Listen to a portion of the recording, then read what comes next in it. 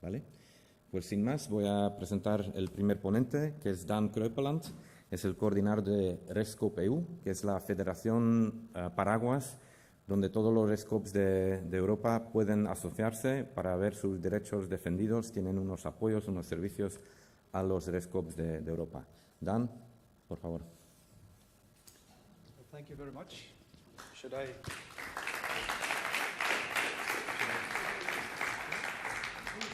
Okay, it's okay? I can just walk? Okay, great. Thank you very much. I'm very sorry for my Basque. I don't speak it, unfortunately. I will speak in English. I hope the translation works well. Okay, so my name is Daan. I'm the coordinator of REScoop, which is the European Federation for Renewable Energy Cooperatives. This is not my presentation. No. But Stuart will be talking in a few minutes.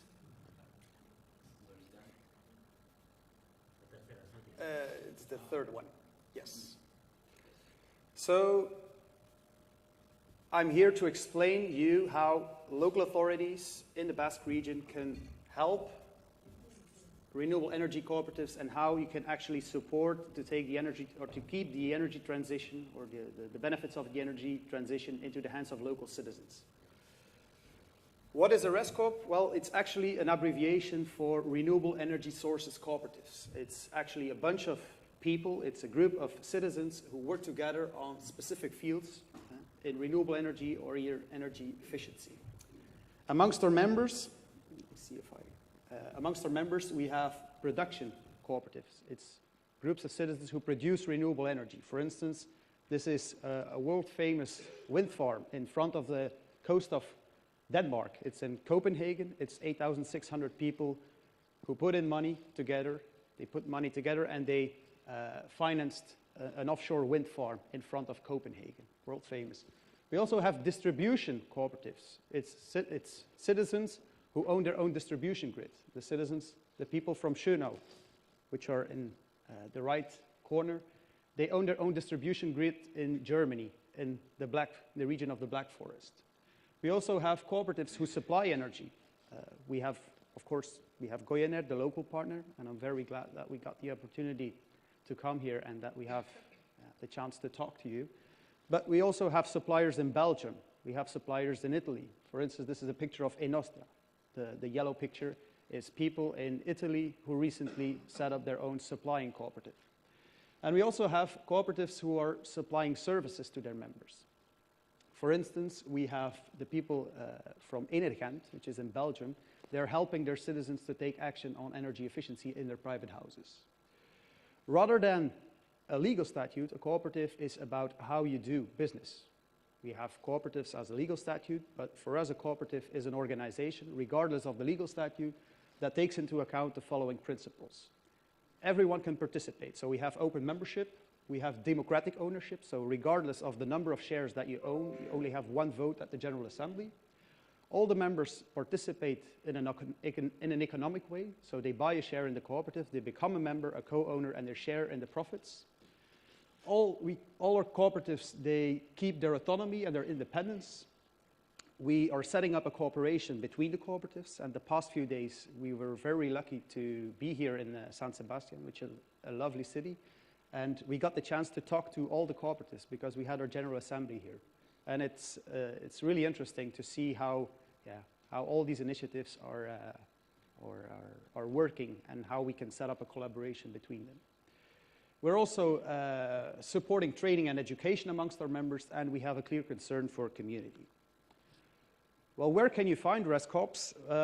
Actually, you can find them in Western countries in Europe, Western European countries. We couldn't find any REScoops in Central or Eastern European countries, and the main reason behind that is that in these countries, there is very few support for renewable energy, and the word cooperative is there easily associated with communism.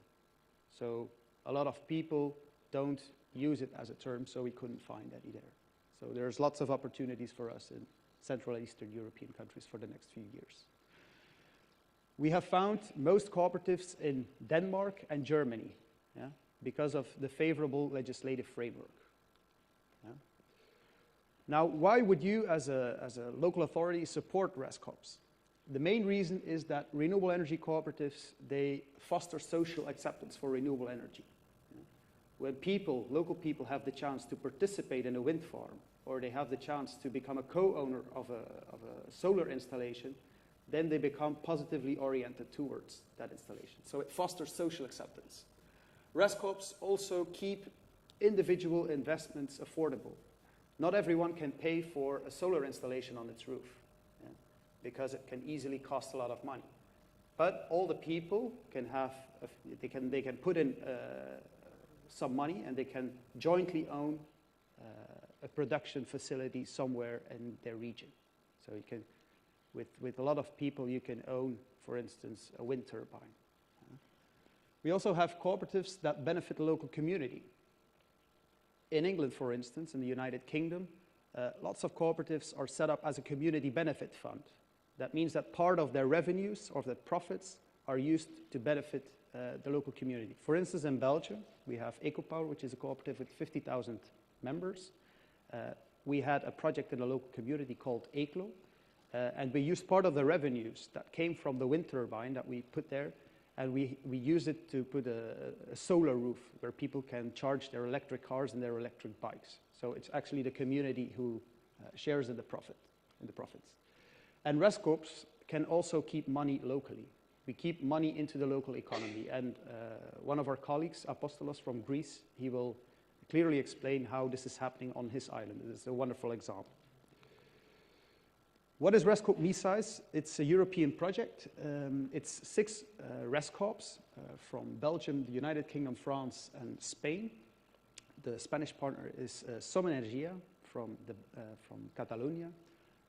So we're in a European project. It's a project development assistance project from the Horizon 2020 program of the Executive Agency for Small and Medium-Sized Enterprises of the European Commission.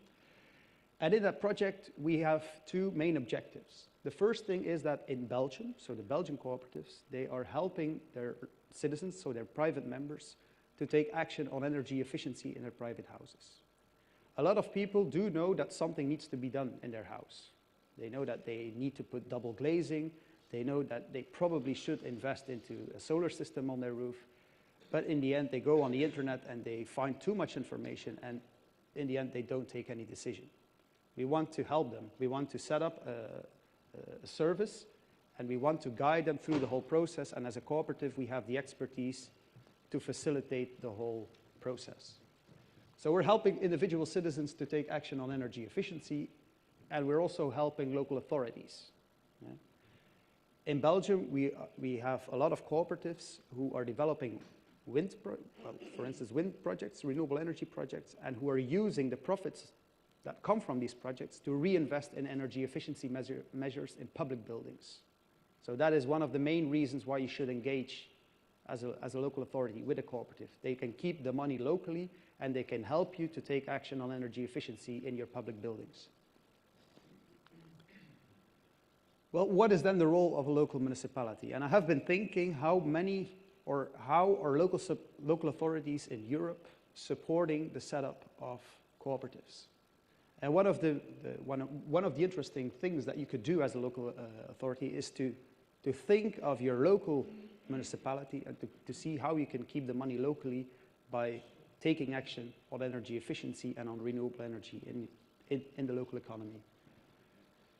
For instance, in Odenwald and Saarbeck, 2 German communities, is the local municipality who thought of an energy plan for the city, for the local municipality, and they engaged citizens, and they helped the citizens to set up their cooperative, and they had regular meetings, and now the cooperative is developing projects in the local community.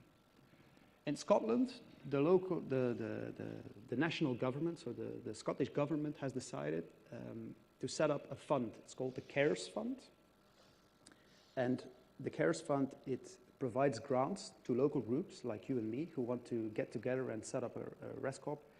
And we have to take the measurements. So we want to make wind measurements to see if we can actually put a wind turbine somewhere.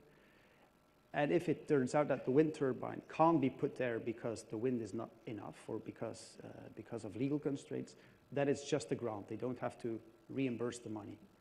But if the project goes through and the wind turbine can be installed, then it becomes a loan and they have to pay it back. So it's actually a revolving fund. So that's one of the lightning examples of how an authority or the government can help you or help local initiatives to foster. In the Netherlands, people also get a tax reduction. They get a tax reduction on their energy bill if they can prove that they are a member of a local cooperative. So if they say, okay, I'm using green electricity from an installation that is not too far from where I live, people get a tax reduction for that. In Belgium, we also have local municipalities who own a lot of land. They own land where we can put wind turbines. And in Belgium, we have two examples that we're working on, in Eeklo and in Amel and Bullingen, which is close to the German border.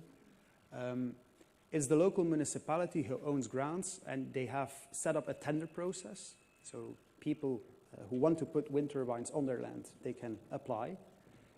And one of the main criteria that the cooperatives, EcoPower and Couronde, which is another Belgian cooperative, they are represented here as well.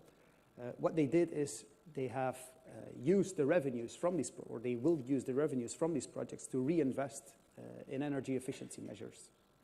So they will help the local municipality to reduce their carbon footprint, to reduce the energy consumption of their public buildings. We also have examples of local municipalities who actually co-own a renewable energy project. You can either support the startup of a cooperative, but you can, as a municipality, you can also co-own one. EERR, which is in Belgium, it's a community in Belgium. The local municipality owns 25% of a wind farm. 75% is owned by the local municipality. And in France, the SCIC, which is Société Coopérative d'Intérêt Collectif, it is a legal form that allows local citizens to set up a collaboration with their local municipalities. So things are changing fast. Make sure that you talk to your neighbors, to your citizens, and that you take the opportunity to keep the energy in the hands of your citizens. I hope I'm within the time. Perhaps we have some time for questions. I don't know. Yeah, we have time. Okay. Are there any questions?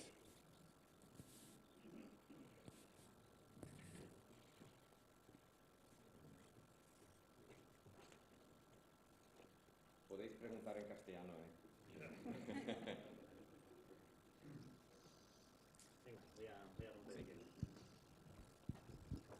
Thank you, Dan.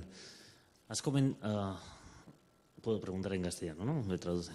Okay. I don't have the translation, but if... Sorry.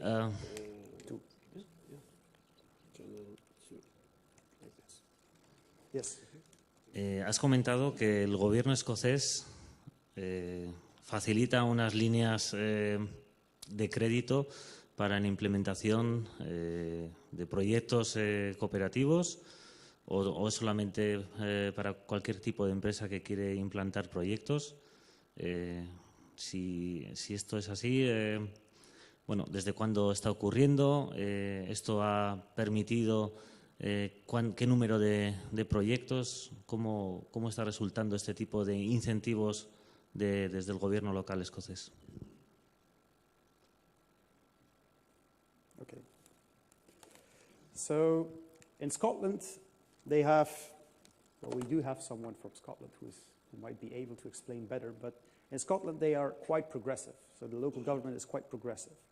In 2015, a few years ago, they decided that at least 500 megawatts should be owned by local communities. So it should be community-owned renewable energy projects. So they set a target, so that's quite progressive, having a target for community-owned energy projects.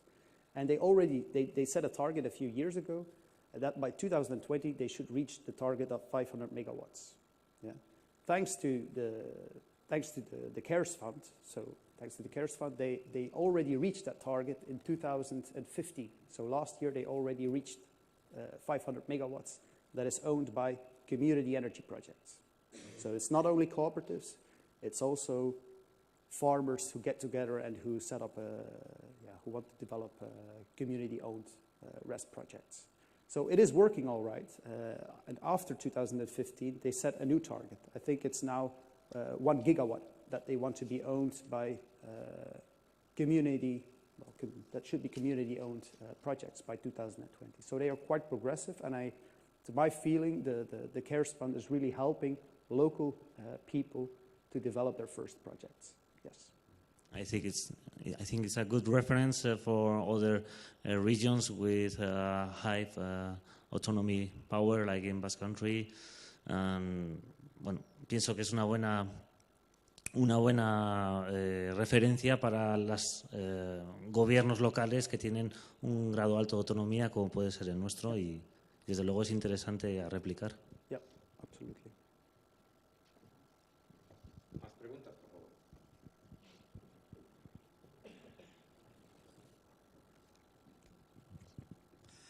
Has mencionado que hay algunas cooperativas de REScoop que se dedican a dar servicios a las empresas.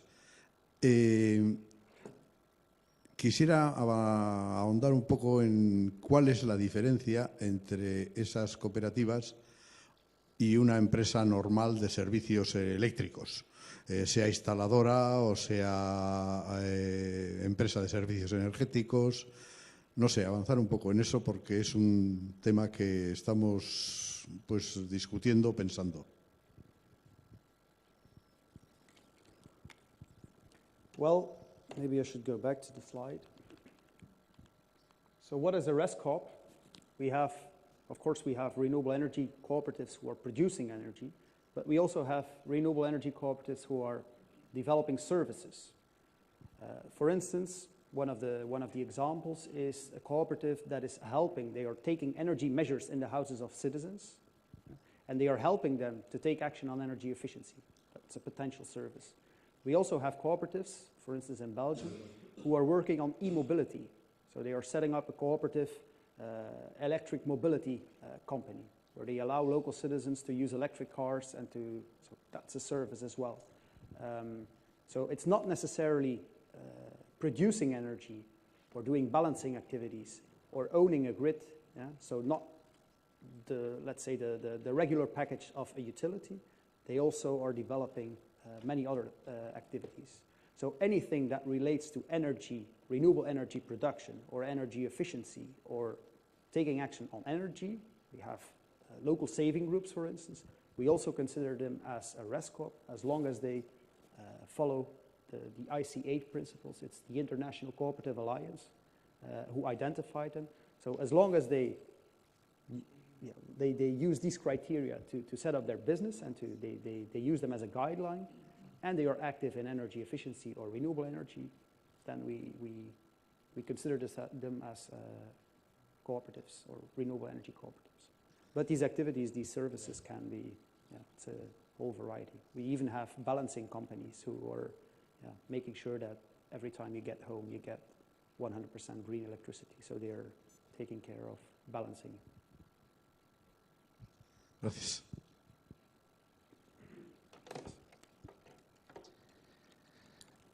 Sí, quisiera saber si estas cooperativas asociadas a REScoop se han encontrado barreras a nivel de normativa o incluso a nivel de los propios monopolios o oligopolios energéticos.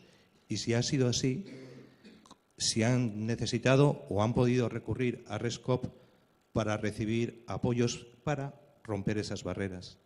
O si, por el contrario, no han existido y realmente solo han encontrado facilidades. Porque la situación aquí realmente vemos que la dificultad en muchas situaciones está debido a esas barreras que comentamos. Gracias. I think that the situation in Spain is very complicated. I do understand that there are a lot of problems here. I mean, there are a lot of constraints. It's really hard for a local initiative, for instance, to develop its first project. And that's not only the case in Spain. Even in Central and Eastern European countries, we do find a lot of legal constraints that make it hard for local initiatives to set up their own cooperative. Let me give you an example in France, for instance, and I will compare it to the situation in Belgium, the situation I know best because I'm living in Belgium. In Belgium, if you want to set up a cooperative, you can do it quite easily. All you need to do is to convince some people, some citizens, some friends, some neighbors. You convince them to set up a cooperative, and you can easily raise money. So you can issue shares that you can easily raise money, up to 5 million euros a year. You don't need a prospectus that warns your citizens for the risks. So you can easily do it. It's really, we can set up a cooperative in Belgium in just 1 week. If I want to do the same in France, I can't. If I want to do the same in France, as soon as I reach the number of 100 citizens who get together and who want to do something on energy efficiency or renewable energy, who want to set up their cooperative, we need a prospectus. And having a prospectus, it costs a lot of money. In Belgium, it costs 10,000 euros a year. So being a cooperative in France, and it's only a few kilometers away from where I live, for instance, it's a completely different situation. So we have these European guidelines, and we have the European Commission saying this is what needs to be done, but then don't trust your national government, because the way the national government is reading these guidelines, it can differ. It can differ to a large extent. So what's legally possible in Belgium might not legally be possible in France, although we have the same European Union, let's say. And so in every country we are facing constraints, we are facing difficulties for local initiatives, and we try to explain to the Commission, because we do have a lot of contact with them. We gather together in Resco, which is the European Federation, and we explain to the Commission how the national governments have implemented the guidelines. And for them, sometimes it's very interesting, because they do know, and they make these guidelines with the best intentions. I mean, I'm quite convinced that the Commission is very positive, and we will hear in a few minutes that, to my opinion, the Commission is really positive about community energy, and they want to make sure that citizens get the chance to take the energy transition into their own hands. And many people working at the Commission are really interested to hear how the different national governments have implemented the guidelines, and to see where problems are occurring, so they can tackle them, and so they can make citizens more active in the energy transition. Is that an answer to your question? Okay. Daan, thank you very much. You're welcome.